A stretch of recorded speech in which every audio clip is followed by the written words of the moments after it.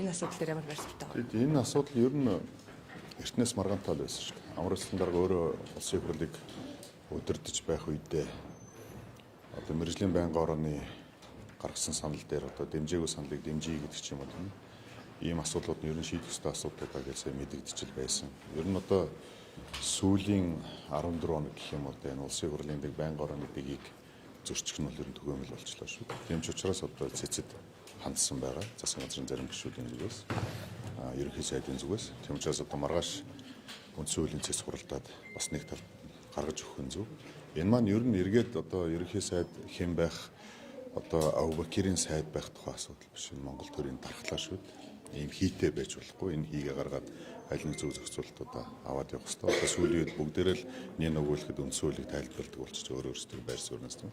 Энэ маань эргээд нэг нөгөөлөхөд бас энэ Монгол төрийн дархлаа Монголын төр тогтвортой байх зэрэгтэй үндэсний аюулгүй байдалтай холбоотой зүйл шүү. Тийм учраас үндсэн хуулийн цэцгийг харах хэрэгтэй. Улсын хурлын одоо бүх гишүүд одоо хоёр тал болоод хуваагдаад гүгээд байгаа юм шиг мөртлөө нэг нөгөөлөхөд заримдаа нэгнийхээ өрөөндөө уулзаад бид нар зөв юм хийж байна. Энэ хуулиа зэгцэх ёстой биш үү гэдэг бүгдээр л ярилцж байгаа шүү.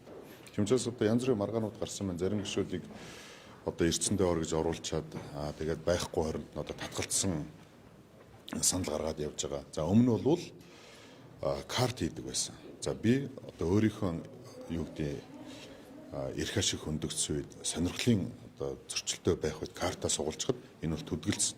Төдөлзөх гэдэг чинь өөрөө санал байхгүй. Заавал тийм үгүй гэхээс илүү төдөлзөж болно шүү дээ. Энэ төдөлзөх боломжгүй болчихсон. Өглөө эрдсэнд орлоо өргөдөл бичээд би энэ эрдсэнээс гарьяа гэхэд нүртэл гарахгүй шүү дээ. Тийм учраас энэ улсын хурлын гишүүдийн одоо бүр ирэх байдаг ч юм уу тийм асуудалд үнэн бодиттой хандахад нь хүртэл юм садаа болж байгаа зохицуултууд энэ 24 оны улсын хурл. За бид нар 20-24 онд улсын хурлын гишүүн байхад картаа сугалцахад тэрэн дээр одоо тийм үгүй гэсэн заавал хатуу байр суурьтай биш төдөлзөж болдог байсан зүйлүүд байсан. Тийм учраас энэ маргаан одоо маргааш үндсэн хуулийн цэц дээрээс бас зөв талтай шийдээсэй гэж бодож байна. Үндсэн хуулийн цэц өөрөөсөө үндсэн хуулийг зөрчлөө гэдэг зүйлийг баримт болж гişүүдээс тайлбарлаадсан. Одоо тэгэл үндсэн хуулийн одоо нөхдүүд маань шийдэг. Хэдүүлээ үндсэн хуулийн аль нэг талдаа гаргаж авах. Одоо та бүхэн хардаа энэ байнгын ороод хуралдаад явж байна. Улсын хурлын тамгын газраас төсвийн байнгын орооны хуралдааны 5-ыг тавьж өгөхгүй байна. Улсын төсөв хойшлол байна 7 хоног. Гэтэл аймагуд маань төсвөө батлах шаардлагатай. Сумдууд маань дагаад төсвөө батлах шаардлагатай. Энэ улс төр гэдэг зүйл чинь одоо таалагдахгүй бол засгийн газрын унгаачдаг. Энэ бүх асуудал одоо сая хөдөө би сая энэ хагас бүтэн сая өдөр аймагтаа очиод ажиллаад ирлээ. Гэтэл зүгээр өдөр хуралд сууж байгаа нэг өндөр настай хүн хэлж шít. Гэхдээ хүмүүнээ энэ одоо хулгай яриад ирэхээр л төр засгаа унгаачдаг болчихсон юм уу?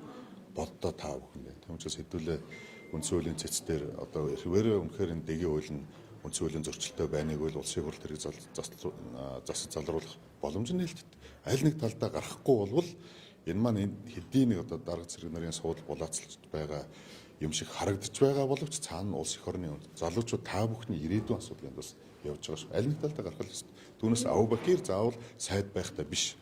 Энэ чинь Монголын төр тогтвортой үйл ажиллагаад сум маань төсвөө баталж чадахгүй. Их хурлын төсвөө батлахгүй болохоор нэгдсэн төсөв батлагдахгүй болохоор орон нутгийн төсөв дагаад батлагддаггүй байхгүй. Гэх зэрэг маш олон асуудлууд үүсчихлээ шүү дээ. Аль нэг талдаа гарах шүү дээ. Багш эмчнэрийн цайлан яаж нэг зарим асуудлууд хаягдаад байдаг. Тоолгонд хамгийн салбар дээр одоо нийгмийн дахиад юм тохиолсорч байна. Ажилтнуудын тэмцэж авч чадахгүй мэ гэсэн эрэлтийн гомдол. Гүүгүү тийм нэг ч тохиолдол байхгүй шүү. Ажилтнуудын тэтгэмжээ 6 сар авч чадаагүй юм байна. Гүүгүү тийм нэг ч асуудал байхгүй. За манай дээр гомдол ирээгүй. Нийгэм даатгалын сан хоосордоггүй юм. Энэ чинь эрүүл мэндийн даатгалын сан шиг биш шүү.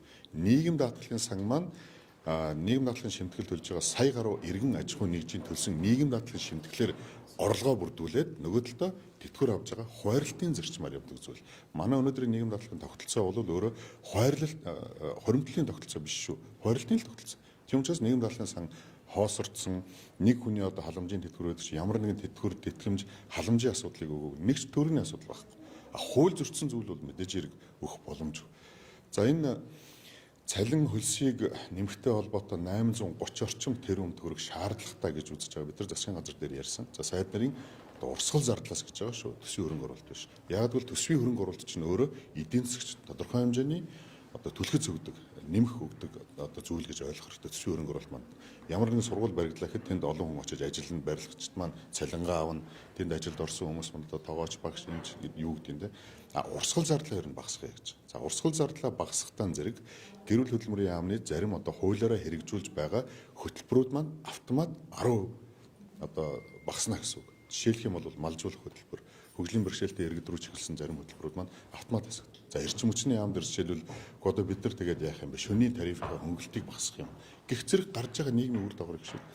Энэ цалин хөлс нэмэгтэй холбоотой ахмадуудын маань тэтгэр байгаатай би 100% санал нийлнэ. Үнэхээр бага байгаа.